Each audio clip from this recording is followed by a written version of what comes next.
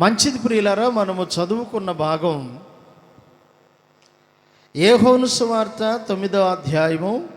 ఈ అధ్యాయములో 27, 28 వచనాల్లో ఉన్న భాగం చదివా. ఇక్కడ పుట్టుగుడ్డువాడైన ఒక మనుషుడికి, అక్కడున్న మత సంబంధమైన పెద్దలకు ఒక మాట చెప్పాలంటే, యేసు శిష్యునికి మోషే శిష్యులకు మధ్యలో జరుగుతున్న సంభాషణ. ఏమా సంభాషణ మనకు అర్థమవుతుంది ఈ అధ్యాయంలో. అతడు వారితో మాట్లాడుతున్నాడు, ఇందాక నేను మీతో చెప్పాను కానీ మీకు అర్థం కాలేదా? నేను ఇందాక చెప్పిన సంగతులు మీకేం బోధపడలేదా అంటూ, కొంపదీసి మీరు మళ్ళీ మళ్ళీ నన్ను అడగటం వలన మీరేమన్నా యేసు ప్రభుకు శిష్యులుగా అవ్వాలనుకుంటున్నారా అంటూ ఆ మనిషి మాట్లాడిన మాటలో మనం చాలా జాగ్రత్తగా ఆలోచన చేయాలి. ఈ 9వ అధ్యాయములో యేసు ప్రభువారు తన శిష్యులతో కూడా ఆయన మార్గమున వెళ్ళుచుండగా అనే మాట ఉంటుంది చూడండి, ప్రారంభ వచనం. ఆయన మార్గమును పోవుచుండగా పుట్టు గుడ్డివాడైన ఒక మనుషుడు కనబడెను. ఆయన శిష్యులు, బోధకుడా, వీడు గుడ్డివాడై పుట్టుటకు ఎవరు పాపము చేసెనో వీడా, వీడిని కన్నవారా అని ఆయనను అడుగగా. ప్రియులారా, మనము చదువుతున్న ఈ మొదటి భాగం ఏంటో తెలుసా? యేసు ప్రభు తన శిష్యులు త్రోవలు వెళ్తున్నారు. వెళ్తూ ఉండగా పుట్టినది మొదలుకొని గుడ్డివాడైన మనుషుడు కనపడుతున్నాడు వాళ్ళకి. వాళ్ళు వెంటనే ఈ ఆలోచన చేసి ప్రభువుని అడుగుతున్నారు. ఏమన్నా తెలుసా? ప్రభువా, వీడు గుడ్డివాడై పుట్టడానికి వీడు పాపం చేశాడా, వీనిని కన్నవారు పాపం చేశారా? యేసు ప్రభు అన్నాడు, వీడు పాపం చేయలేదు, వీడిని కన్నవారు కూడా పాపం చేయలేదు. చూడండి, అద్భుతమైన మాట. దేవుని క్రియలో వీని యందు ప్రత్యక్షపరచబడటానికి వీడు గుడ్డివాడిగా పుట్టాడు. స్తోత్రం చెప్పండి. వీడు గుడ్డివాడిగా పుట్టడానికి కారణం దేవుని క్రియలు ప్రత్యక్షపరచబడటానికి అంటూ యేసు ప్రభువారు శిష్యులకు వాళ్ళు అడిగిన ప్రశ్నకు సమాధానం చెప్పాడు. అంతలోకే మరి గుడ్డివాడు కనపడ్డాడు. యేసు ప్రభువారికి ఉన్న మరొక పేరేంటో తెలుసా? ఆయన దాటిపోయేవాడు. అర్థమైందా? మన సమస్యల్లో మనలను విడిచి దాటెళ్ళేవాడు కాదు. నీ సావు నువ్వు పడు, నేను నా తిప్పలు నేను పడతా అనేవాడు కాదు. కనుక ఆ గుడ్డివాడిని తీసుకొని రమ్మని చెప్పిన ప్రభువు 6వ వచనంలో ఉంటుంది ఆ మాట. ఆయన ఇట్లు చెప్పి నేల మీద ఉమ్మివేసి, ఉమ్మితో బురద చేసి, వాని కన్నుల మీద ఆ బురద పూసి, నీవు సిలోయాము కోనేటికి వెళ్ళి అందులో కడుక్కొనమని చెప్పాను. సిలోయామను మాటనకు పంపబడిన వాడు అర్థము. దేవుని బిడ్డలారా, నేను ఈ మాటలో ఈ అధ్యాయంలో ఉన్న భాగాలన్నీ ఒక్కొక్కటిగా చదివిస్తాను. చివరగా ఒక 4 మాటలు చెప్పి వర్తమానం ముగిస్తా. యేసు ప్రభువారు వీడు గుడ్డివాడిగా పుట్టడానికి వీడు పాపం చేయలేదు, తల్లిదండ్రులు చేయలేదు అంటూ దేవుని క్రియలు వీని యందు ప్రత్యక్షపరచబడాలి, వాడు గుడ్డివాడిగా పుట్టడం దేవుని ఉద్దేశం అంటూ యేసు ప్రభువారు చాలా చక్కటి జవాబు శిష్యులకు చెప్పి, ఉమ్మి నేల మీద వేసాడంట, బురద చేశాడంట, కన్నుల మీద పూసాడంట, సిలోయాము అనే కోనేటికి వెళ్ళి కడుక్కో అని అన్నాడు. వాడు వెళ్ళాడు, కడుక్కున్నాడు. సిలోయాము అనే మాట కంట పంపబడినవాడు. స్తోత్రం చెప్పండి. గుడ్డివాడిని పంపాడు ప్రభు. గుడ్డివాడు తన స్థితిలో ఉండగా నువ్వు సిలోయాము అనే కోనేటికి వెళ్ళు, కడుక్కో, నీవు దృష్టి పొందు అన్నట్లుగా ప్రభు చెబితే, ఆ కింద వచనాలు చదువుకుంటూ వెళ్ళగా మనకు అర్థమయ్యేది ఏంటో తెలుసా? చూడండి, వాడు వెళ్ళి కడుగుకొని చూపు గలవాడై వచ్చాను. 7వ వచనం చివరి భాగంలో వాడు వెళ్ళాడు, కడుక్కున్నాడు, చెప్పండి, చూపు గలవాడై వచ్చాడు.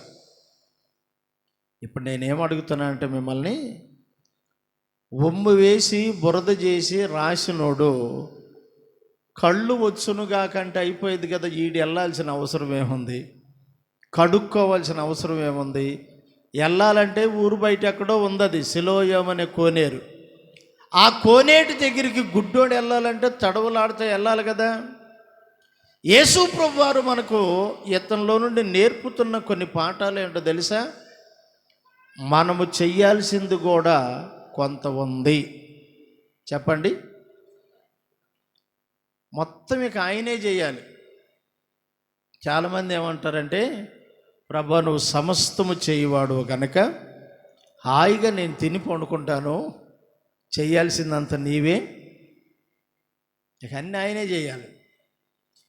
ఈ గుడ్డివానితో ప్రభువు చెబుతున్న యోగ్యమైన మాట, సిలోయాము అనబడిన కోనేటికి వెళ్ళి కడుక్కో అని అన్నాడు.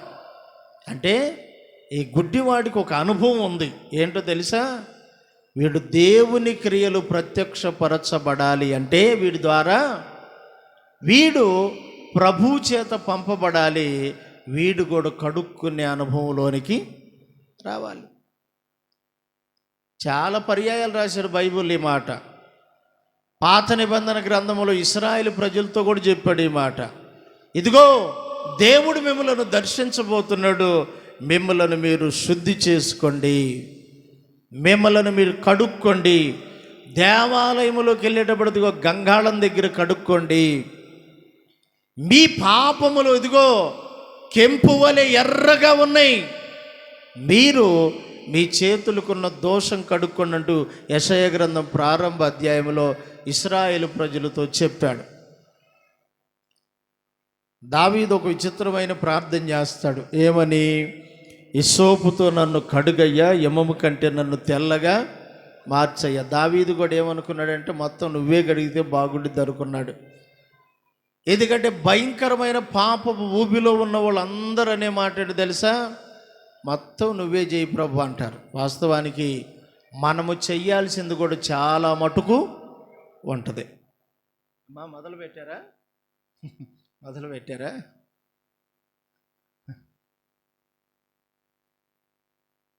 ఈ పుట్టుగుడ్డివాడైన మనుషుడు దేవుని సన్నిధిలో కడగబడిన వాడిగా, వాడు సూపు పొందిన వాడిగా తిరిగి వచ్చాడు. 8వ వచనంలో ఏముంటుందో తెలుసా? కాబట్టి పొరుగువారును వాడు భిక్షకుడని అంతకుముందు చూసిన వారందరూ వీడు కూర్చుండి భిక్షమెత్తుకునేవాడు కాడా అనేది వీడే అని కొందరు, వీడు కాడు అని మరికొందరు. ఇతను గూర్చి ఆ ప్రాంతంలో ఉన్న వాళ్ళందరూ మాట్లాడుకుంటున్నారు. ఏమని చెప్పండి? ఎంతమంది అక్కడ కూర్చొని భిక్షం అడుక్కునేవాడు వీడే కదా, వాడు గుడ్డివాడు, కానీ ఇప్పుడు ఏమయ్యాడు చెప్పండి? చూపు పొందినవాడు అయ్యాడు. వాడికి దృష్టి కలిగింది. వీడేనో కాదో, దేవుని బిడ్డలారా, వీడా కాదా, వీడై ఉంటాడులే అనేవాళ్ళు ఒకళ్ళు, వాడు కాదు వాడిని పోలిన వారు మరొకడు అంటూ వాళ్ళల్లో వాళ్ళకి కొన్ని బ్యాచ్లు తయారైపోయారు. ఇలాగ మనం 9వ అధ్యాయం 9వ వచనం మనం చదివితే మనకు అర్థమవుతుంది. అక్కడ ఉన్న వాళ్ళందరూ ఇతను గురించి మాట్లాడుకుంటా ఉన్నారు. అయితే ఇంకొక విచిత్రమైన సంగతి నేను మీతో చెప్పాల్సింది ఏంటంటే, 13వ వచనానికి వచ్చేటప్పటికి అంతకుముందు చూడండి, అంతకుముందు గుడ్డి అయి వండిన వారిని వారు పరిసయ్యుల యొద్దకు తీసుకొచ్చారు. ఇక్కడి నుంచి జాగ్రత్తగా వినండి. వాడు గుడ్డివాడయ్యాడు, చూపు పొందాడు. ఆడుండే వాళ్ళందరూ కలిసి, అరే ఈ గుడ్డోడు ఆడేనా వాడేనా వీడేనా అనుకుంటా వీడిని తీసుకొని ఆ కాలములో ఉన్న మత పెద్దల యొద్దకు తీసుకొచ్చారు. ఎందుకు ఇతన్ని మత పెద్దల దగ్గరికి తెచ్చారు? తేవటానికి కారణం ఏంటి అంటే, వీడు గుడ్డివాడిగా ఉన్న దినాలన్నీ ఎవరు పట్టించుకోలేదు. సరిగ్గా యేసు ప్రభువారు ఉమ్మివేసి బురద చేసి వీడి కన్నుల మీద పూసి సిలోయామనే కోనేటికి వెళ్ళి కడుక్కోమని చెప్పిన రోజు సరిగ్గా అది విశ్రాంతి దినం. చెప్పండి, ఏ దినం? విశ్రాంతి దినం అంటే ఆదివారం కాదు, శనివారం. సబ్బాత్ అంటారు శనివారాన్ని. యూదులు విశ్రాంతి దినము శనివారం కాబట్టి శనివారం రోజు, విశ్రాంతి దినం రోజు వాళ్ళు ఏ పని చేయకూడదు. చెప్పండి, ఏందంట? మరేం చేయాలా? విశ్రాంతి దినాన్ని మనోహరమైనదిగా, పరిశుద్ధమైనదిగా, దేవుని దినముగా పాటించాలి. ఆ రోజు పొయ్యిలు కూడా వెలిగించకూడదు. వాళ్ళు ఆహార వస్తువులు కొనుక్కోవడానికి సంతకి వెళ్ళకూడదు. ఇశ్రాయేలు దేశము చుట్టూ ఉన్న ప్రాకారం, విశేషంగా యెరూషలేము చుట్టూ ఉన్న ప్రాకారపు తలుపులు కూడా ఆ రోజున తీయకూడదు. చాలా నిష్టగా ఉంటుంది. కానీ వాడు సరిగ్గా దృష్టి పొందిన రోజు విశ్రాంతి దినం గనక వాడిని పట్టుకొచ్చి ఇప్పుడు పరిశీలికి అప్పగిస్తే వాళ్ళు ఇక చూడండి, అతను ఎన్ని రకాల ప్రశ్నలు అడిగారో. చదువమ్మా. ఈ మనుషుడు విశ్రాంతి దినమున ఏం చేస్తున్నాడంట? ఆచరించటం లేదు కనుక. ఏ మనుషుడు? యేసు ప్రభు అనే మనుషుడు. యేసు ప్రభు వారు అనుసరించట్లేదు. ఈ గుడ్డోడు కూడా విశ్రాంతి దినాన్ని ఆచరించట్లే. దేనికోసం ప్రభు చాలాసార్లు చెప్పిన మాట ఏంటి తెలుసా? మీలో ఎవరికైనా ఎద్దు కనుకుంటే అది నీళ్ళకి ఎప్పదీస్తే అది వెళ్ళి కనుక గోతులో పడితే, ఘాట్లో పడితే విశ్రాంతి దినం కదని దాన్ని బయటికి తీయకుండా ఉంటారా? ఒకవేళ మీలో ఎవరికైనా గొర్రెల్లో ఒక గొర్రెల్ని గుంటలో పడితే తీయకుండా ఉండలేరు కదా. పక్షుల కంటే, జంతువుల కంటే మనుషుడే శ్రేష్ఠుడు అన్నాడు ప్రభు. ఇదిగో ఈ వ్యక్తి ఇన్ని సంవత్సరాలుగా గుడ్డితనంతో ఒక్కడు కూడా పట్టించుకోలేదు. కానీ ఇప్పుడు పరిసయ్యులు వచ్చి వాడిని రకరకాల ప్రశ్నలు అడిగారు. అడగటమే కాదు, 18 వచ్చిన చదవండి, వాళ్ళ తల్లిదండ్రులను కూడా పిలిచారంట. అసలు ఎంతకీ ఈ గుడ్డోడు మీ ఓడేనా? చూడండి, నేను 18 వచ్చిన చదవండి అక్కడ.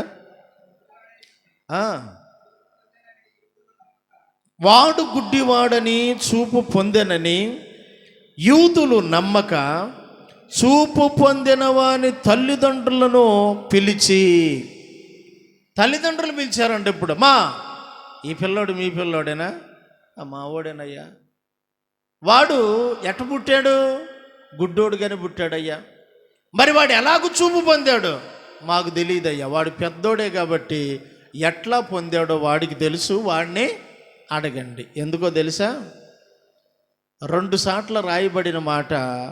ఆ రోజుల్లో ఎవరైనా కానీ యేసు ప్రభువును నమ్ముకొని యేసే క్రీస్తు అని కనుక ఒప్పుకుంటే వాళ్ళ సమాజ మందిరాలలో నుండి వెలివేస్తారు. అందుకని వాళ్ళు ఏం చేశారో తెలుసా? భయపడి, 22వ వచనం చదవండి. వాని తల్లిదండ్రులు యూదులకు భయపడి అలాగు చెప్పిరి. ఎందుకనగా ఆయన క్రీస్తుని ఎవడైనను ఒప్పుకొనిన ఎడల వానిని సమాజ మందిరములో నుండి వెలివేస్తారు. ఇప్పుడు వెలివేయించుకునే పరిస్థితి రాకుండా ఉండాలంటే మాకేమీ తెలియదు. వాడినే అడగండి, వాడే చెబుతాడు, దానికి వాడికే తెలుసు అంటూ ఆ తల్లిదండ్రులు 18వ వచనం నుండి 22 వరకు మాకేమీ తెలియదు అని చెప్పన్నారు. ఇప్పుడు జాగ్రత్తగా నేను చెప్పిన భాగం అంతా మీకు అర్థం అవ్వాలంటే, ఫస్ట్ కొంతమంది వచ్చారు, వాళ్ళు 2 భాగాలు అయ్యారు. గుడ్డోడని ఒకడంటారు, కాదు వీడిని పోలినోడని ఒకడంటారు. మొత్తం మీద ఆళ్ళల్లో వాళ్ళకే ఒక క్లారిటీ లేకుండా పోయింది. గలిబిలిగా ఉండారు. మొత్తం మీద మాత్రం ఇతను దృష్టి పొందాడన్న సంగతి వాళ్ళకి అర్థమైంది. వాళ్ళు పట్టుకొని పరిసయ్యుల దగ్గరికి తీసుకొచ్చారు. వాళ్ళు ప్రశ్నించారు.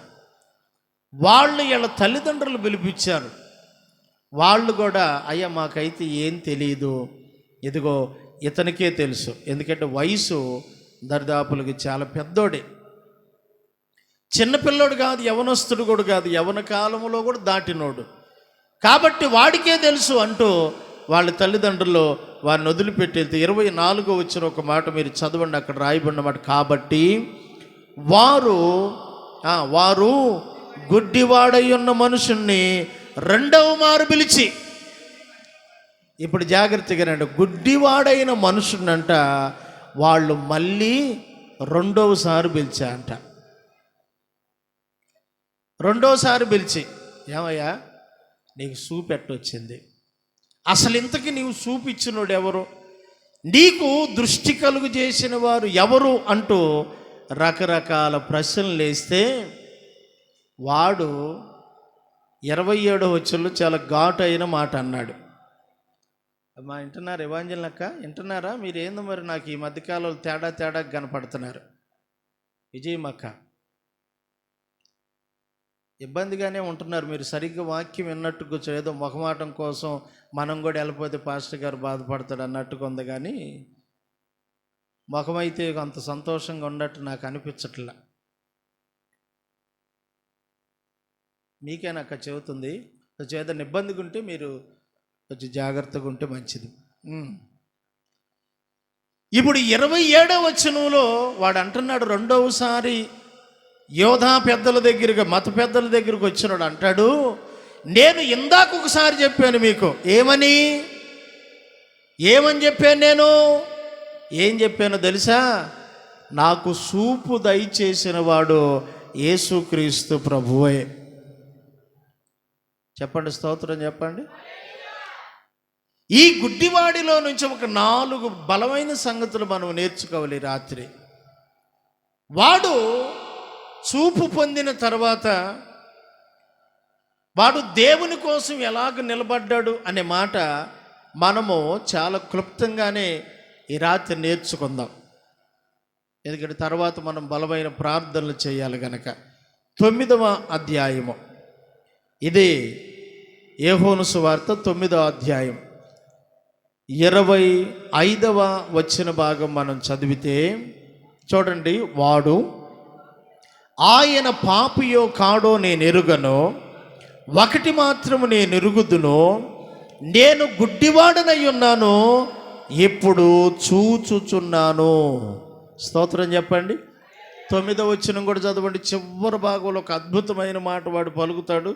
9వ అధ్యాయం 9వ వచనం, వీడే అని కొందరు, వీడు కాడు అని వీడిని పోలినవాడు మరొకడని మరికొందరు అనిరి, వాడైతే నేనే అనేను. ఏమంటున్నాడు? ఈ గుడ్డోడు ఈడేనా కాదా? సుబ్బొందునోడు ఈడేనా కాదా? వాడంటాడు నేనే. చెప్పండి, ఏం ఒప్పుకుంటున్నాడు? ఇప్పుడు 30వ వచనం కూడా మీరు చదవండి, ఒక మాట 30వ వచనం కూడా చదవండి. అందుకు ఆ మనుష్యుడు, ఆయన ఎక్కడి నుండి వచ్చెనో మీరు ఎరుగకపోవుట ఆశ్చర్యమే, అయినను ఆయన నా కన్నులు తెరిచెను. 2 చేతులు ఎత్తి స్తోత్రం చెప్పండి. వీడు స్పష్టంగా వచ్చిన మత పెద్దలతో చెబుతున్న మాట ఏంటో తెలుసా? నేను గుడ్డివాడనై ఉండగా ఆయన నాకు చూపును దయచేశాడు. నేను గుడ్డోండి, ఒకప్పుడు నాకు చూపు లేదండి, నేను పుట్టుగుడ్డోడిని. యేసు అనే మనుషుడు, ఆ మొదట్లోనే అడిగారు వాళ్ళు, ఎవడ్రా నీకు చూపించింది? యేసు అనే ఒక మనుషుడండి నన్ను దగ్గరకు పిలిచి బురద చేసి ఉమ్మితో బురద చేసి నా కళ్ళ మీద పూసి సిలోయాం అనే కోనేటికెళ్ళి కడుక్కోమన్నాడు, కడుక్కొని నేను దృష్టి పొందాను. అంటే ఇతను చెబుతున్న సాక్ష్యం ఎంత ప్రమాదకరమైందో తెలుసా? ఎవరితో చెబుతున్నాడు ఈ సాక్ష్యం? పరిసయ్యులతో లేక యోధా పెద్దలతో.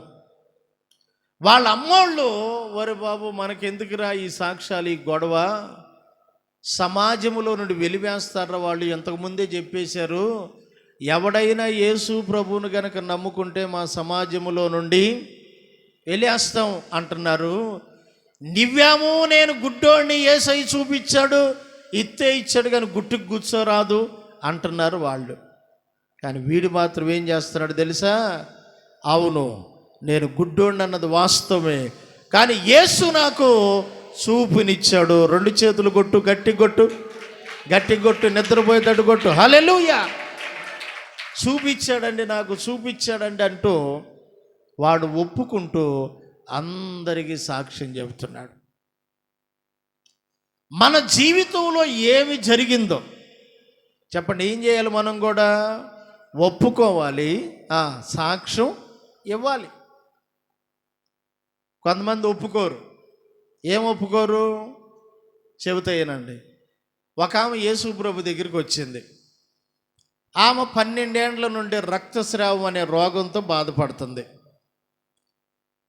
ఆమెకు ఆ రోగం ఉన్న సంగతి ఆ జనసమూహంలో ఎవరికి తెలియదు. మరి ఎవరికి తెలుసు? ఆమెకు మాత్రమే తెలుసు. ఆమె యేసును గురించి విందంట. వెనక నుండి వచ్చి ఆయన వస్త్రపు చెంగు ముట్టుకుంటే నా రోగం పోయిద్ది అనుకొని నమ్మకంతో విశ్వాసంతో వచ్చింది. ముట్టుకుంది, రక్తధార కట్టెను అని ఉంది. రోగం తగ్గిపోయేలేక మెల్లిగా తిరిగి ఇంకా ఇంటి దారి పట్టింది. నేను చాలా సంవత్సరాలు విన్నానండి మా ఆత్మీయ తండ్రి గారి వాక్యం చెబుతున్నప్పుడు. ఆ వంట నడవటానికి శక్తి లేక పాక్కుంటూ వెళ్ళేదంట. ఎందుకంటే 12 సంవత్సరాల నుంచి తన శరీరంలో ఉన్న రక్తమంతా స్రవిస్తూ ఉంది కనుక శక్తి లేక, ఆరోగ్యం లేక బొందాడిందంట కొంతకాలం, పాకిందంట కొంతకాలం, దేక్కుంటా నడిచింది అంటారు చూశారు మన వాళ్ళు, దేకుతుందని. అట్లాంటివన్నీ చేసిందంట. యేసయ్య దగ్గరికి వచ్చి వస్త్రపు చెంగుముట్టగా ఆరోగ్యం కలగ్గా ఇంటి దారి బట్టి వెళ్తూ ఉంటే ఆ భాగ్యము లాంటిది వెళ్ళి, ఏంది పిల్ల నీకు జరిగింది అంత మంచి మేలని చెప్పలా. ఎందుకంటే ఏం చెప్పిద్ది? ఏడు కూర్చొని చేస్తున్న మనిషి చెప్పలేవు కదమ్మా. చెప్పాలంటే మెలకుగా ఉండాలి. చెప్పాలంటే మన జీవితంలో ఏం జరిగిందో మనకు గుర్తు ఉండాలి. ఎవరు చెప్పలా? ఆ స్వస్థత పొందిన మనిషికి తనకు కూడా ఒక మనస్సాక్షి ఉంది కనుక ఆ మనస్సాక్షికి, లేకపోతే ఆ మనస్సాక్షి ఆమెకు ప్రబోధం చేస్తుంది. ఎంత మేలు జరిగితే కనీసం వెనక్కి తిరిగి వెళ్ళి కృతజ్ఞత అన్న చెప్పవా అంటుంది. వెంటనే తిరిగి యేసు దగ్గరికి వచ్చంట తన సంగతి అంతా చెప్పిందంట. స్తోత్రం చెప్పండి. ఏం చెప్పింది? సంగతి అంటే ఏంది? అసలు ఆ రోగం రావటానికి అసలు కారణం ఏందో నాకు తెలిసి ఆ మనిషికి బాగా తెలుసు. ఒక వ్యక్తికి HIV అనే రోగం వచ్చిందనుకో, వాడు ఎవరితో తప్పు చేస్తే వచ్చిందో వాడికి తెలియదా? తెలుసా? తెలీదా? యేసు ప్రభు కనుక వాడిని ముట్టి బాగు చేసి, అరే ఇప్పటికైనా చెప్పరా ఎవరి దగ్గరికి పోతే ఆ రోగం వచ్చిందంటే, ప్రభు నాకంటే నీకే బాగు తెలుసు అంటాడా? అన్నాడు అనుకో, వాడికి మనకేం తేడా లేదు. మన జీవితంలో ఏమి జరిగిందో దేవుని సన్నిధిలో ఒప్పుకోవడం చాలా మంచిది. రోమాపత్రిక అనుకుంటా కదా 10వ అధ్యాయమా ఏమంటాడు పౌలు గారు? 10వ అధ్యాయం 9వ వచనం చూడండి. యేసు ప్రభు అని తన నోటితో ఒప్పుకోవాలనే మాట అంటాడు చూడండి. 10వ అధ్యాయం 9వ వచనం చదవండి. అక్కడ రాస్తున్న అద్భుతమైన మాట.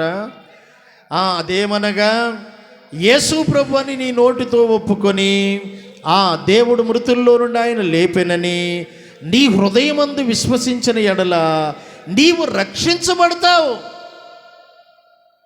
విశ్వసించటమే కాదంట, నోటితో ఏం చేయాలంట? ఒప్పుకోవాలి. హృదయములో విశ్వాసం, చెప్పండి, నోటితో ఒప్పుకోవాలి. మన పాపములను మనము ఒప్పుకొని ఎడల ఆయన నమ్మదగిన వాడు, నీతిమంతుడు గనుక సమస్త దుర్నీతి నుండి మనలను పవిత్రులుగా చేస్తాడంట. ఒప్పుకోవటం అనేది కావాలండి. ఈ గుడ్డివాడైన మనుషుడు ఆ వచ్చిన పెద్దలతో మాట్లాడుతూ అంటున్నాడు, మీరు మళ్ళీ మళ్ళీ నన్ను అడుగుతున్నారు కదా, మళ్ళీ మళ్ళీ ఏమిరా నీకు సూపు ఎట్టొచ్చింది, గుడ్డోడు కదా, పొట్టు గుడ్డోడు కదా, నువ్వు ఎందుకు సూపు పొందావు, ఎట్ట పొందావు అని అడుగుతున్నారు కదా, కొంపదీసి మీరు కూడా ఆయన శిష్యులుగా ఏమన్నా మారాలనుకుంటున్నారా అన్నాడు. అంటే ఇతను దేనికి ఇష్టపడుతున్నాడు మీరు చెప్పండి? ఈ గుడ్డి బతుకు బతికే కంటే కమ్మగా యేసయ్య శిష్యుడిగా బ్రతకటమే మంచిది. వాళ్ళేమన్నారు తెలుసా, మాయ్ ఏమి యేసయ్య శిష్యులుగా బతకం. మరి ఎవరు శిష్యులు? మేము మోసే శిష్యులు. అంటే ఇప్పుడు మోసేకి కూడా ఎవరు ఉన్నారు మీరు చెప్పండి? ఇప్పుడు యేసు ప్రభు శిష్యుల్లో ఉండవలసిన లక్షణాలంటూ మనం ధ్యానం చేస్తున్నాం. ఇప్పుడు ఇక్కడ ఉన్న వాళ్ళని నేను చాలా రోజుల నుంచి చదువుతున్నా, ఈరోజు కూడా మీకు చెప్పాలి కనుక ఇంకా గట్టిగా ఒక్కొక్క పదం గట్టిగానే చదివా. ఎందుకో తెలుసా? అసలు ఇంతకీ మేము మోసే శిష్యులు అంటున్నారు కదా, మోసేలో ఉన్న లక్షణం వీళ్ళలో ఒకటన్నా ఉందా? మీరు చదువుకోండి, 9వ అధ్యాయం ప్రారంభం నుండి చివరి వరకు చదవండి. 1కి 10 సార్లు చదివినా మోసేలో ఉండే లక్షణం వీళ్ళల్లో లేదు. మోసే ఎంత గొప్పోడు! మోసే కనీసం ఒకడు అన్యాయం చేయబడుతుంటే వాడిని విడిపించాలి అని అనుకున్నాడంట దేవుని నమ్మకం ముందే. ఇద్దరు కలిసి తన్నుకుంటుంటే ఒకడికన్నా న్యాయం చేయాలి, ఒకడికి అన్యాయం జరిగినా పర్వాలేదు అనుకున్నాడంట. కానీ వీళ్ళదేందంటే మాకే న్యాయం జరగాలి, ఎవరికైనా అన్యాయం జరిగినా పర్వాలేదు అనుకునే రకాలు. మోషే మండుచున్న పొదలో దేవుని ప్రత్యక్షతలు చూసినోడు. వీళ్ళ లేవన్న దేవుని ప్రత్యక్షత ఉందా? అదేమంటే మేము మోషే శిష్యులు, అబ్రహాము సంతానం అంటారు. యేసుప్రభు అన్నాడు, ఏం పర్వాలేదు అబ్బాయి, దేవుడు తలుచుకుంటే ఆ రాళ్లను మళ్ళీ పిల్లలు అయ్యేటట్టుగా చేస్తాడు. అబ్రహాముకు సంతానం అది ఆ రాళ్లల్లో నుండి అయినా ఈగలుగుతాడు అన్నాడు. నేను అంటున్నాను, వీళ్ళు అబ్రహాము గురించి మాట్లాడినా మోషే గురించి మాట్లాడినా వాళ్ళ క్రియలు, వాళ్ళలో ఉన్న పద్ధతులు, వాళ్ళలో ఉన్న గుణ లక్షణాలు ఒకటి కూడా వీళ్ళల్లో కనబడట్లా. కానీ వీడు గుడ్డివాడైతే అయ్యాడు, కానీ యేసు శిష్యుడిగా ఉండాలనుకుంటున్నాడు. అందుకే యేసయ్య ఏం చేశాడో వాడు ఒప్పుకుంటూ వాళ్ళందరికీ సాక్ష్యం ఇస్తున్నాడు, నేను గుడ్డివాడినై ఉన్నాను, ఆయన నాకు దృష్టి కలుగు చేశాడు. నాకు ఎంత సంతోషం అనిపిస్తుందంటే, ఎప్పుడు చెప్పుకున్నట్లుగా కాకుండా ఒక క్రొత్తదనములో, ఎందుకంటే ఇప్పటి వరకు కొన్ని మాటలు మనం ఏముండాలి అని వదిలేసి అడావుడిగా బైబిల్ నేను 50 సార్లు చదివా, 100 సార్లు చదివా అనిపించుకోవటానికి ఒక్కొక్క పదాన్ని వదిలిపెట్టి వెళ్తూ ఉంటే ప్రభువు నాకు ఇస్తున్న ఆలోచన ఏంటి తెలుసా? ఈ వదిలిపెట్టాల్సినవి కాదు. ఏవి చెప్పండి? నేను గుడ్డివాడను. వీడు సూపు పొందిన తర్వాత అక్కడున్న వాళ్ళందరూ ఏమన్నారు తెలుసా? మత పెద్దలు, పరిసయ్యులు వీళ్ళందరూ అన్నారు, బాయ్ నీవు పాపి అయిన మనుషుడివి అన్నారు. నీకు చూపునిచ్చాడని చెబుతున్నవే, అతను కూడా పాపి అయిన మనుషుడు అన్నారు. ఇతడు అంటాడు, పాపి అయిన మనుషుడు ఎక్కడన్నా ఒక గుడ్డోడుకు చూపునిస్తాడా? పాపి అయిన మనుషుడు ప్రార్థన చేస్తే దేవుడు ఆలకిస్తాడా? చెప్పండి, ఆలకించడుగా. ఆయన పాపియో కాదో నాకైతే తెలియదు, నేను మాత్రం గుడ్డోడిని, ఆయన మాత్రం నాకు చూపును.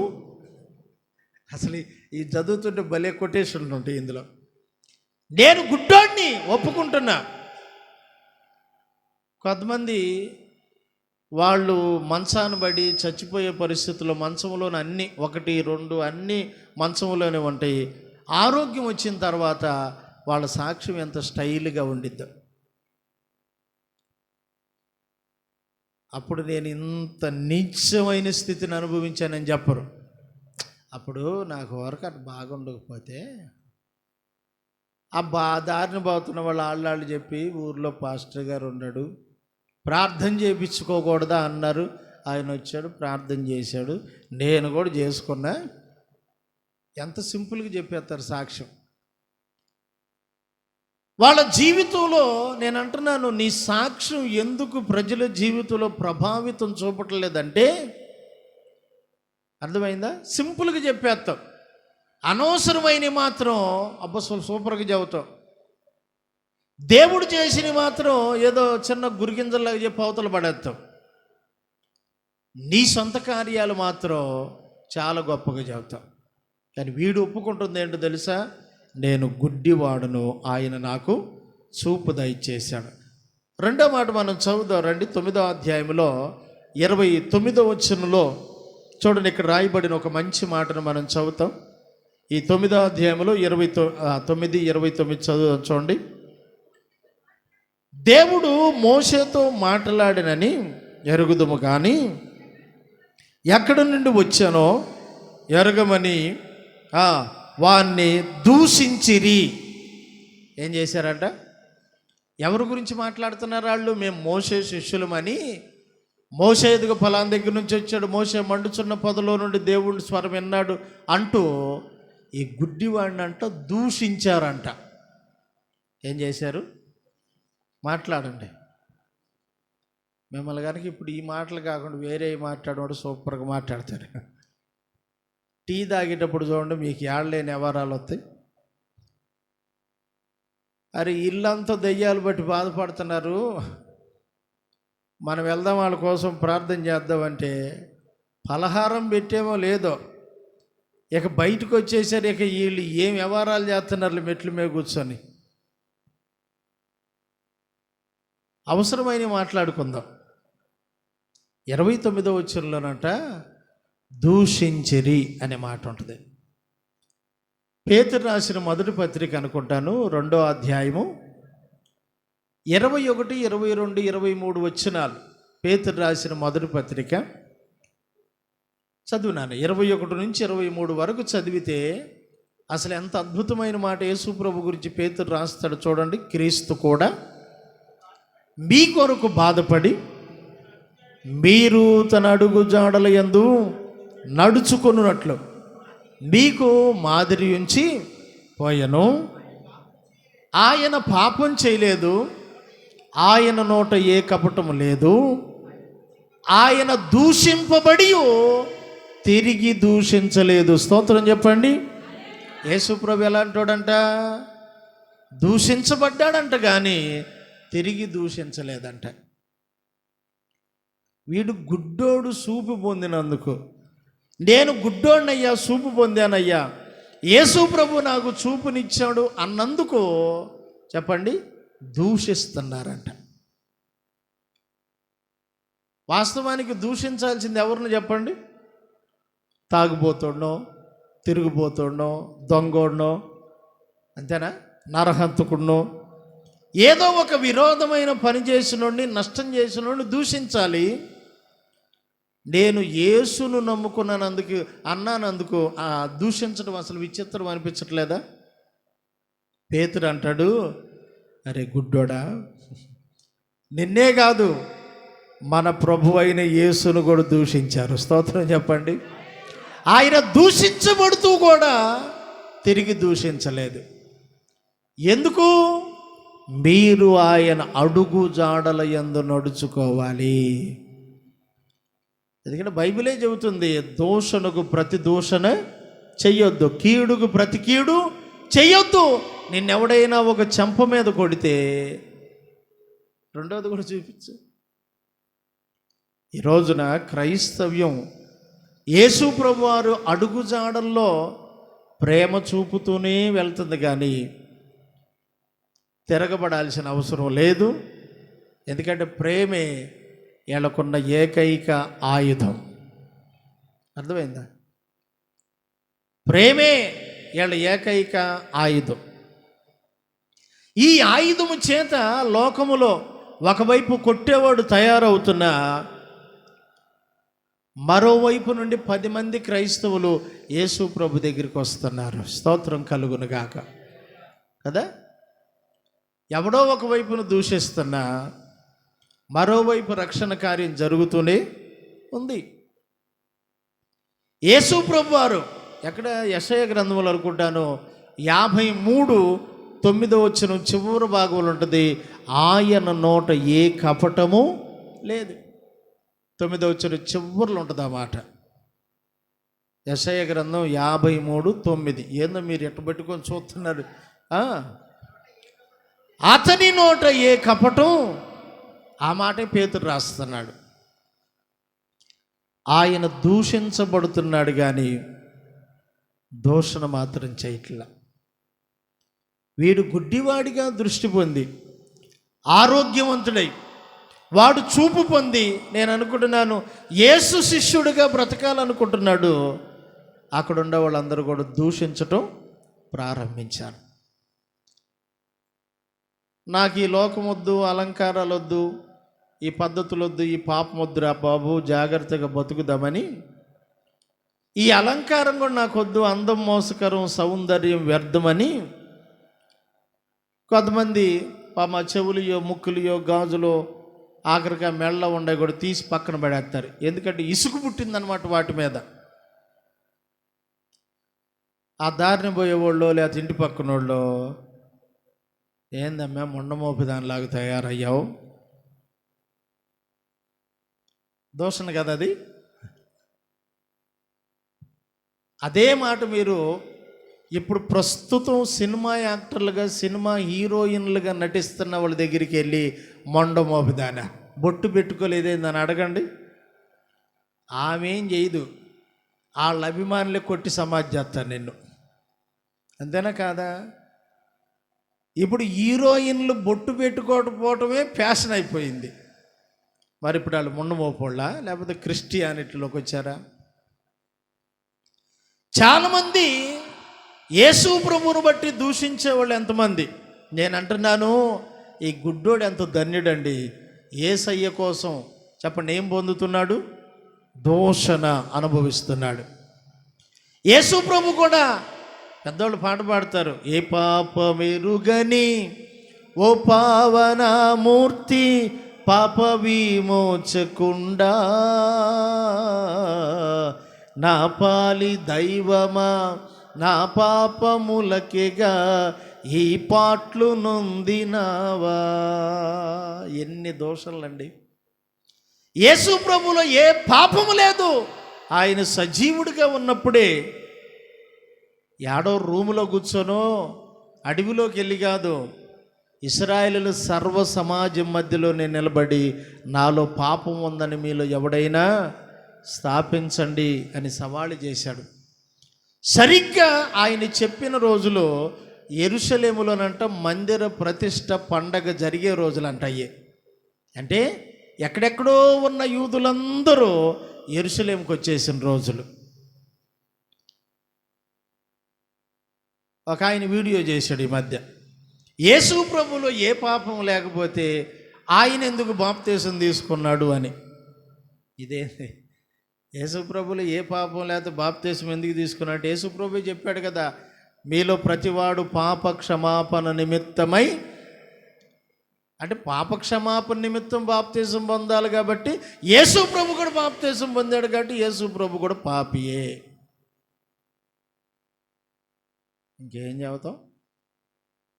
పేతురు ఏమంటున్నాడంటే, మీరు ఆయన అడుగుజాడల్లో నడుచుకోవాలని మీకు మాదిరి చూపటానికే ఆయన ఇవన్నీ చేశాడు. బాప్తీసం కూడా ఆ క్రమంలోనే వచ్చింది. పిలాతు ఏమన్నా చిన్నోడా? రోమా ప్రభుత్వాన్ని నడిపిస్తున్న గవర్నర్ ఆయన. ఏ నీతిమంతుని యందు ఏ దోషం కనపడతలేదు అన్నాడు. ఎంత మంచి సాక్ష్యం పొందాడు. సిలువలో వేలాడుతూ ఉంటే ఆఖరిగా బళ్ళెంతో పొడిచినోడు కూడా చెప్పాడు, ఈయన నీతిమంతుడు. చప్పట్లు కొడతావా? హల్లెలూయా. ఈయన నీతిమంతుడు. ఎందుకు? వాడికి అర్థమైపోయింది ఒక్క పోటు పొడవగానే. దేవుని బిడ్డలారా, ఈ గుడ్డివాడు చూపు పొందిన తర్వాత, వాడు ఒప్పుకున్న తర్వాత, వాడు సాక్ష్యం ఇచ్చిన తర్వాత రెండవదిగా దూషణ అనుభవిస్తున్నాడు. రండి 3వ మాట చదువుదాం. మనము 30వ వచనం మొదలుకొని 34 వరకు మనం గనక చదవగలిగితే యోహాను సువార్త 9వ అధ్యాయములో అతను గూర్చి రాయబడిన శ్రేష్టమైన మాటలు మనకు కనబడుతున్నాయి. చూడండి.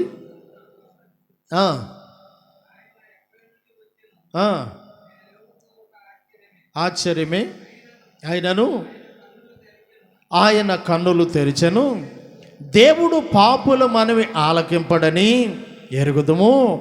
ఎవడైనను దేవభక్తుడయుండి ఆయన చిత్తము చొప్పున జరిగించిన ఎడల ఆయన వాని మనవి ఆలకించును.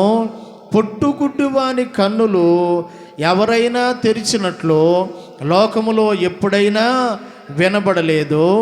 ఈయన దేవుని యొద్ద నుండి వచ్చిన వాడు కాని ఎడల ఏమీ చేయలేడని వారితో చెప్పాను. అందుకు వారు, నీవు కేవలం పాపివై పుట్టినవాడవు, నీవు మాకు బోధింపవచ్చితివా అని వానితో చెప్పి వానిని వెలివేసిరి.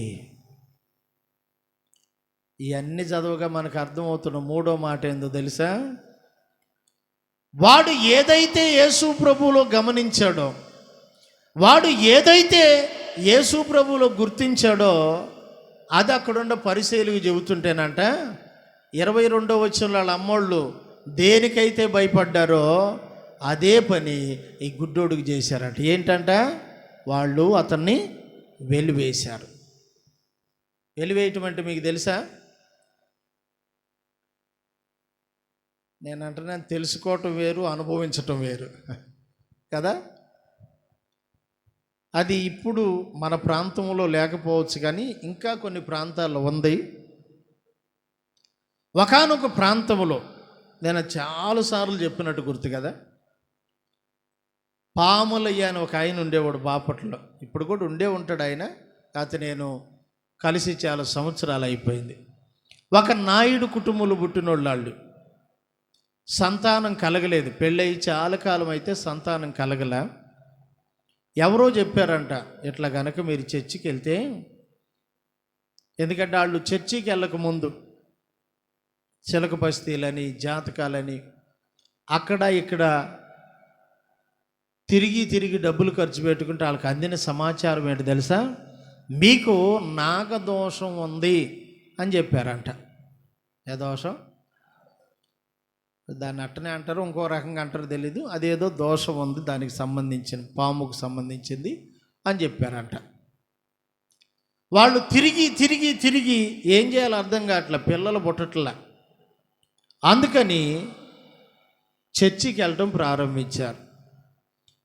చర్చికి వెళ్ళిన తర్వాత నాకు తెలిసి 4 కూతుళ్ళు ఒక కొడుకు పుట్టాడు. స్తోత్రం చెప్పట్లా. ఎంతమంది? 4 కూతుళ్ళు ఒక కొడుకు. ఫస్ట్ అమ్మాయి పుట్టింది, తర్వాత అబ్బాయి, వరుసనే 3 ఆడపిల్లలు. ఈ పిల్లలందరూ ఒకళ్ళ తర్వాత ఒకళ్ళు కలుగుతూ ఉండగా ఇంకా గ్రామంలో వాళ్ళకి కళ్ళు మండిని. ఎందుకు? వీడు మనకు సంబంధించిన దేవుడు కాకుండా వేరే దేవుడి దగ్గరికి వెళ్తున్నాడు. గ్రామం అంతా కూర్చున్నారు. ఆ రామాలయం దగ్గరికి పిలిపించారు. అరే పామలయ్య, నీవు ఆ యేసు ప్రభుని వదిలేస్తావా, లేకపోతే గ్రామంలో నుండి వెలివేయమంటావా అన్నారు. యేసు ప్రభుని మాత్రం వదిలేది లేదండి, నేను వదలను అని ఖచ్చితంగా చెప్పాడు ఆయన అందరితో. ఇక ఈ రోజు నుండి నిన్ను వెలివేస్తున్నావు, బావి నీళ్ళకి రావద్దు, మా వీధిలో కూడా నడవద్దు, ఎవరితో పలకొద్దు, ఏ శుభకార్యానికి నువ్వు రావద్దు, మీ ఇంట్లో దేనికి మమ్మల్ని 25 సంవత్సరాలు వెలేశారు. ఏమండి, ఒకే కుటుంబం, ఇక ఫంక్షన్లు లేవు, కార్యక్రమాలు లేవు. విచిత్రం ఏంటో తెలుసా? గ్రామమంతా వెలేస్తే దరిదాపులుగా 400 మంది సంఘస్థులు మేమున్నాం మీకని ముందుకు వచ్చారు. స్తోత్రం చెప్పండి. వాళ్ళు వాస్తవానికి నాయుడు కుటుంబీకులు. వాళ్ళ పిల్లల్ని వాళ్ళ కుటుంబాల్లో ఆ పెద్దమ్మాయిని మాత్రమే వాళ్ళ కులానికి సంబంధించిన వ్యక్తికి ఇచ్చారు. కతిమా పిల్లలందరినీ వాళ్ళ కులంగా వాళ్ళకే ఇచ్చేశారు. నాకు తెలిసి నేను 2 పెళ్ళిళ్ళలో పాల్గొన్నా.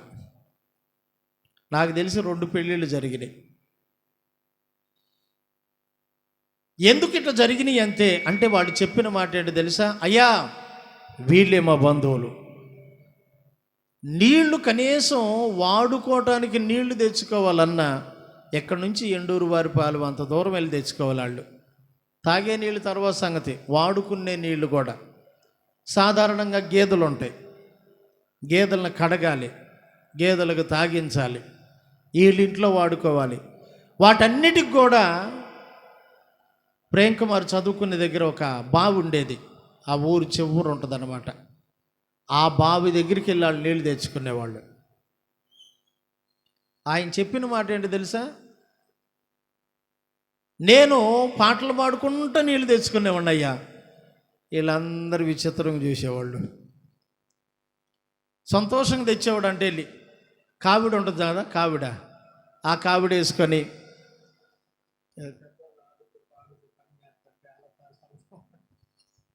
అట్ట నడిపించినానవని పాట పాడాడో, ఏ పాట పాడాడో పాడుకున్నాడు. మొత్తం మీద ప్రతిరోజు ఉదయం సాయంత్రం ఆయన బేల్దారి పని చేస్తాడు. మా చర్చిలో ఏ బేల్దారి పని ఉండా మా దేవుని అన్న ఎగ్గొడతాడేమో కానీ ఆయన మాత్రం నమ్మకస్తుడు. స్తోత్రం చెప్పండి. అంతే. దేవుని బిడ్డలుగా మనం గుర్తించాలి. 25 సంవత్సరాలు వెలివేయబడిన ఆ కుటుంబంతో మేము కూడా చాలా కాలం కలిసి ఉన్నాం కనుక ఎస్తేరు అనే ఒక అమ్మాయి పెళ్లి చేసినప్పుడు సంఘస్థులందరం వచ్చాం, ప్రార్థన పెట్టాం, మేమే భోజనాలు వడ్డిచ్చేది. వాళ్ళు ఏం చేశారో తెలుసు, అందరికీ పెళ్లి కబుర్లు చెప్పారు. పెళ్ళికి భోజనానికి వచ్చేవాళ్ళు ఎట్ట వస్తున్నారు తెలుసా? ఇటు పక్క కూర్చున్న స్త్రీలు ఎట్ట ముసుకేసుకొని కూర్చున్నారో అట్ట ముసుగులు వేసుకొని వస్తున్నారు మగోళ్ళు. ఇదేంది? ఆ ఊర్లో అట్ట సాంప్రదాయం ఏమీ లేదు. సిగ్గుతో వాళ్ళు వస్తా మేము ఎవరో అనుకొని భోజనం చేస్తా చెప్పుకుంటున్నారు. వరే, వాస్తవానికి మనం వెలేసాం అనుకుంటున్నారు కానీ వీళ్ళే మనల్ని వెలేశారా. స్తోత్రం చెప్పట్లా మీరు? ఆనందం లేదు చెప్పండి, సంతోషం గడి చెప్పండి. ఏమన్నారు ఇప్పుడు ఇంతకీ?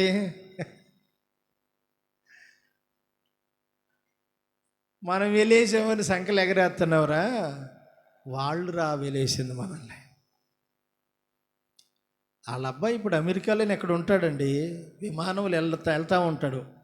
ఒకే ఒక్క కొడుకు, మా పాస్టర్ గారు వాళ్ళ అక్క కొడుకు ఇచ్చి అక్క కూతురుని చేసుకున్నాడు. ఇటే ఒంగోలు దాటగానే అక్కడ సేవ, అక్కోళ్ళు, పెద్ద అక్కోళ్ళు అక్కడ సేవ చేస్తారు. బెట్రగుంట కాకుండా ఇంకోటి ఏదో ఒక ఊరు చూడండి, జంక్షన్ ఉంటుంది, గూడూరు. పెద్దామ గూడూరులో సేవ. వాళ్ళ అమ్మాయిని ఇచ్చి అబ్బాయికి పెళ్లి చేస్తే వాళ్ళు ఎక్కడ అమెరికాలోనో ఆస్ట్రేలియాలోనూ ఉంటారు. వాస్తవానికి వెలేసిన వాళ్ళు ఏమైపోవాలి చెప్పండి? ఎవరింటికి వెళ్ళేది లేదు, కృంగిపోవాలి, కృషించిపోవాలి, చదువు సంజి లేకుండా ఎటుగాని వాళ్ళు అవ్వాలి.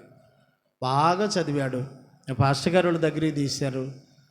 ఒక పిల్లల్లాగా తండ్రి పిల్లల్ని ఎట్ట చేర్చుకుంటాడో వాళ్ళందరిని చేర్చుకుంటే నిజంగా అండి ఆ కుటుంబంలో మనం ఎన్ని మంచి లక్షణాలు చూస్తాం. ఆ కుటుంబం ఆదివారం వచ్చిందంటే పొద్దున్నే లేచి మందిరం దగ్గరికి వెళ్ళిపోయి ఆ మందిరం గ్రౌండ్ అంతా ఊడిచి, లోపలంతా ఊడిచి పట్టలు వేసేస్తారు. మేము ప్రార్థనకి వెళ్ళేటప్పటికి ముందు 2 కార్యక్రమాలు జరుగుతాయి. సండే స్కూల్ జరిగిద్ది, సండే స్కూల్ అయిపోయిన వెంటనే యూత్ మీటింగ్ జరిగిద్ది. 10:30కి ప్రార్థన. నేను 10 గంటలకల్లా మందిరం దగ్గరికి వెళ్ళిపోతే అప్పటికి వాళ్ళు అన్నీ ఊడ్చి శుభ్రంగా పట్టలేసి ఇంటికి వెళ్ళి స్నానం చేసి వచ్చి రెడీగా ఉంటారు ఆరాధనకి.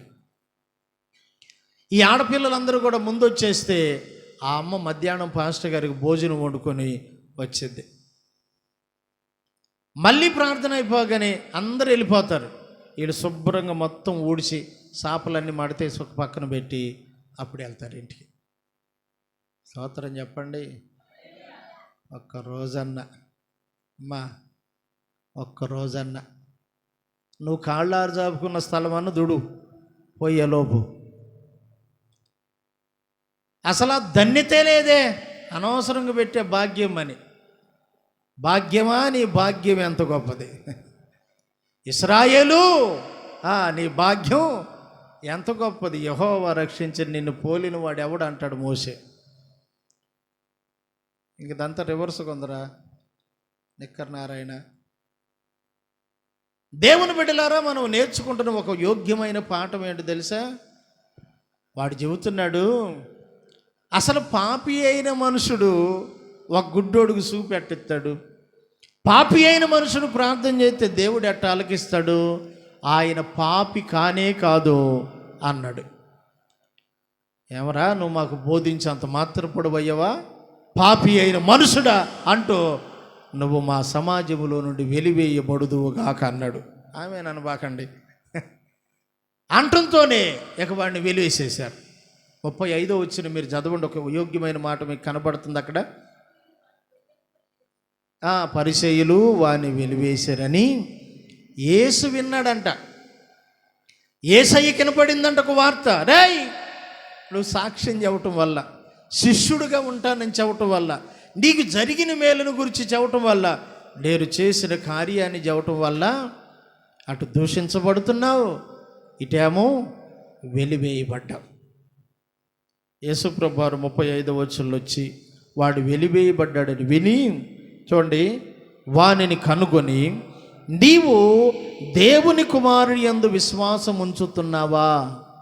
అరే గుడ్డోడా, శిష్యుడా, నేను నిన్ను ఖచ్చితంగా ఒక మాట అడగాలనుకుంటున్నాను. నీవు దేవుని కుమారుడు యందు విశ్వాసం ఉంచుతున్నావా అన్నాడు. వాడంటాడు, ఎంతకు దేవుని కుమారుడు ఎవరు? అరే, ఇప్పుడు దాకా నా కోసం ఇన్ని తిప్పలు పడితే నువ్వు ఇవన్నీ విశ్వాసంతోనే చేస్తున్నావు అనుకుంటున్నా నేను. అర్థమైందా? ఇప్పుడు కొంతమంది ప్రార్థనకు బాగా వస్తున్నారంటే దేనికోసం వస్తున్నారంటే బిర్యానీ కోసం వచ్చేవాళ్ళు ఉండరు, మీకు తెలుసో లేదో. పలహారం కోసం వచ్చేవాళ్ళు ఉండరు, మీకు తెలుసో లేదో. వాళ్ళు పలహారం లేని ప్రార్థనలో, భోజనాలు లేని ప్రార్థనలో కనపడరు. వాళ్ళు ఎవరో మీకు తెలుసు. ఏంది మీరు ఏడదాకా వెళ్ళారు? పిల్లల గురించి చెబుతున్న తల్లులారు, మీరు ఎందుకు లేనిపోయిన తగాదలు పెడతారు కదా? చిన్నపిల్లలకు తెలుసు ఈ ప్రార్థనలో పలహారం పెడతారు అని తెలిస్తే, అరే రే రారా వెళ్దాం రారా, అరే నేను రానురా, అరే రారా, నీకేం తెలుసు, లడ్డు పెడతారాడా, ఆడొకడినొకడు ప్రోత్సహించుకొని వస్తారు. దీనిని బట్టి మనకు అర్థమవుతుంది ఏంటంటే, వీడు యేసు చేసిన గొప్ప కార్యాన్ని అక్కడ సాక్ష్యం ఇచ్చి ఒప్పుకున్నాడు. వాళ్ళందరూ దూషిస్తే దూషణ పొందాడు, వెలివేస్తే వెలివేయబడ్డాడు. ఇప్పుడు యేసు ప్రభువారు వానితో 35వ వచనం నుండి 38 వరకు మాట్లాడుతూ ఉండగా 38వ వచనంలో నాకు చాలా ఇష్టంగా ఉన్న ఒక మాట ఏంటో తెలుసా? చూడండి, అంతటా వాడు, ప్రభువా, నేను విశ్వసించుచున్నానని చెప్పి ఆయనకు మొక్కాడంట. స్తోత్రం చెప్పండి. ఎంత బాగుంది ఈ మాట. నేను అనుకున్నాను, అప్పుడు దాకా వీడు అనుకున్నాడు ఏదో అభిమానం, ఏదో బాగు చేశాడు, యేసు ప్రభువే ఆయన నన్ను ముట్టాడు, లేదా బురద చేశాడు, కడుక్కోమన్నాడు అనుకుంటున్నాడు. కానీ ఈ 4వ అనుభవం మాత్రం వాడి జీవితాన్నే ఆశీర్వాద పదములోకి నడిపించింది. స్తోత్రం చెప్పండి. ఏంటో తెలుసా? నీవు దేవుని కుమారుడు యందు విశ్వాసం ఉంచుతున్నావంటే, లేదయ్యా నాకు అసలు ఆయన ఎవరో తెలియదంటే, నీతో మాట్లాడుచున్నవాడను నేనే ఆయన్ను అని చెప్పగా, అవును ప్రభువా నేను విశ్వసించుచున్నానని చెప్పంట మ్రొక్కాడంట. సాగిలపాడి మ్రొక్కెదము సత్యముతో ఆత్మాలో మన ప్రభు యేసుని.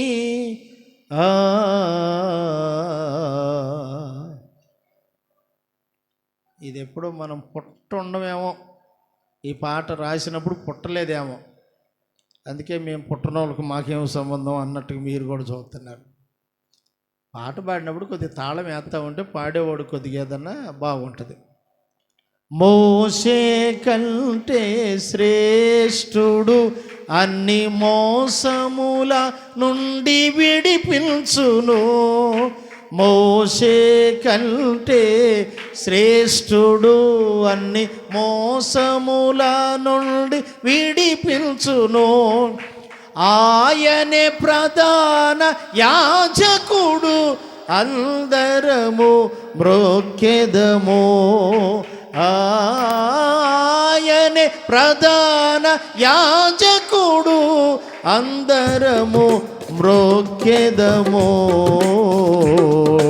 సాగిల పాడి మ్రొక్కెదము సత్యముతో ఆత్మలో. పాడు, స్వరమెత్తి కల్పనను కలుపు.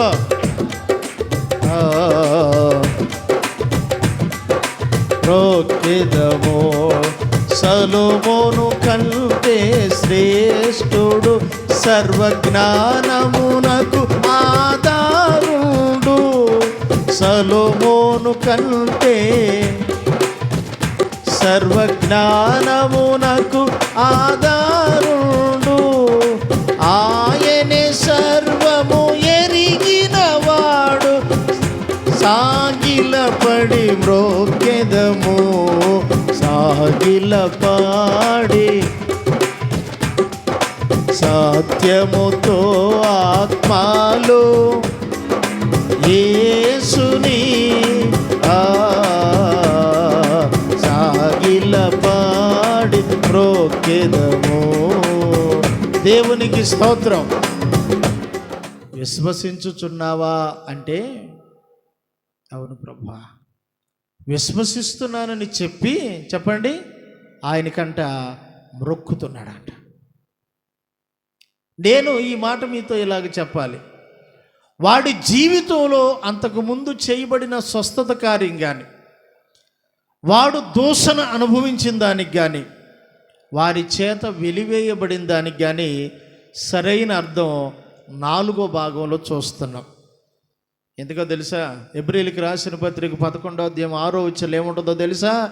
విశ్వాసము లేకుండా ఎవ్వడు దేవునికి ఇష్టడై ఉండుట అసాధ్యం.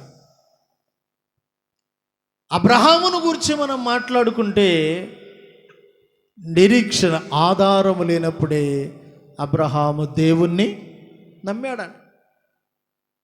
అబ్రహాము విశ్వాసులకు తండ్రి.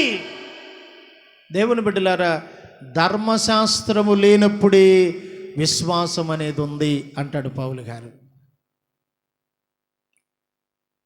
విశ్వాసము అనేది విశ్వాసమునకు కర్త అయిన దేవుని నుండి కలిగింది. ఇప్పుడు విశ్వాసమునకు కర్త అయిన యేసునందు మనం ఏం ఉంచాలంట? విశ్వాసం ఉంచాలి. కొంతమందికి విశ్వాసము లేని పనులే ఉంటాయి, వాళ్ళు విశ్వాసంతో చేయరు.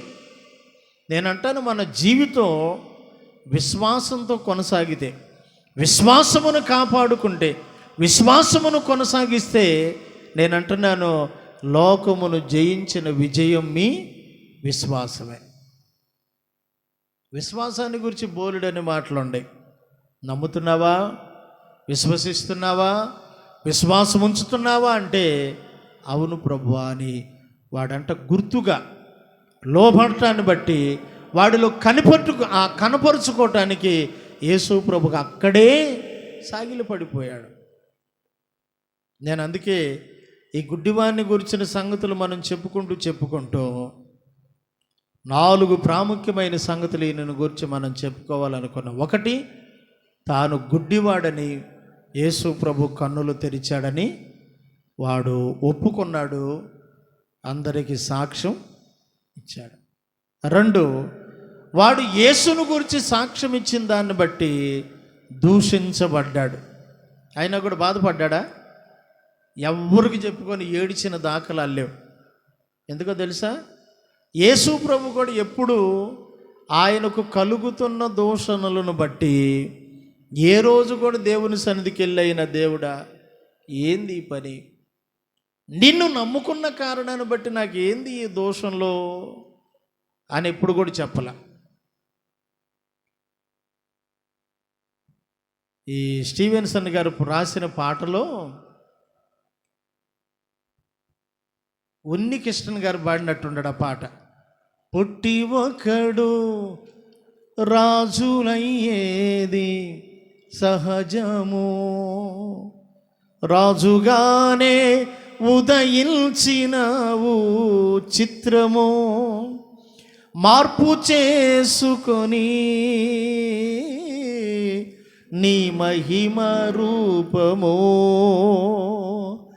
మంటి ఘటమును దాల్చినవు స్తోత్రము, మంటి ఘటమును దాల్చినవు స్తోత్రము, శిరము వంచెను సర్వలోకం యేసుదేవాని ముందు, శిరము వంచెను సర్వలోకం యేసుదేవాని ముందు, సంతసించెను ప్రతి హృదయం, సంతసించెను ప్రతి హృదయం, రక్షక నీ జన్మయందే, రక్షక నీ జన్మయందే, శిరము వంచెను సర్వలోకం యేసుదేవాని ముందు, యుద్ధము చేసి రాజ్యమేలేది సహజము, యుద్ధము చేసి రాజ్యమేలేది,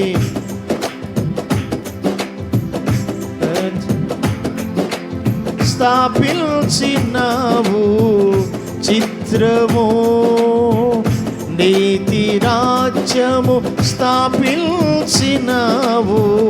చిత్రము, నీ మహిమ మహిమ సింహాసనము, చేసితివి త్యాగము, మహిమ సింహాసనం చేసితివి త్యాగము,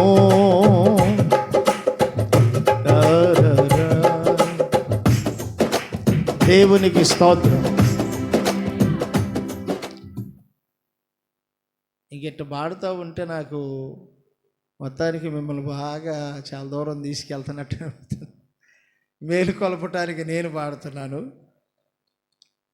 దేవుని బిడ్డలుగా మనం నేర్చుకోవలసిన ఒక సంగతి, యేసు ప్రభువారు ఇక్కడికి వచ్చిన తర్వాత తెలుసుకోవాలి. శ్రమ పొందాలి, కష్టపడాలి, నిందలు పొందాలి, అవమానం పొందాలి, ఆఖరికి కొరడా దెబ్బలు, శిలువ మరణం అని కాదు.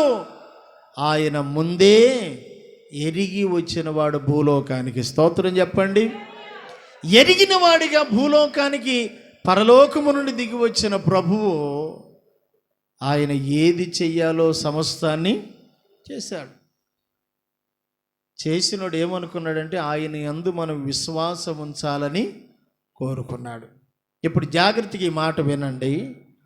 యేసు ప్రభువారు గుడ్డివాడికి చూపునిచ్చిన తర్వాత ఈ 4 సంగతులు వాడి జీవితంలో నెరవేరితే అప్పుడు యేసు ప్రభువారు అక్కడున్న వాళ్ళందరికీ గ్రహింపు కలగటానికి ఈ మాట అన్నాడు. చూడండి 39వ వచనం. అప్పుడు యేసు చూడని వారు చూడవలెనో, చూచువారు గుడ్డివారు కావలెను. ఏందంట? చూడనోళ్ళు చూడాలి, చూసేవాళ్ళు ఏమవ్వాలంట? గుడ్డోళ్ళు అవ్వాలి.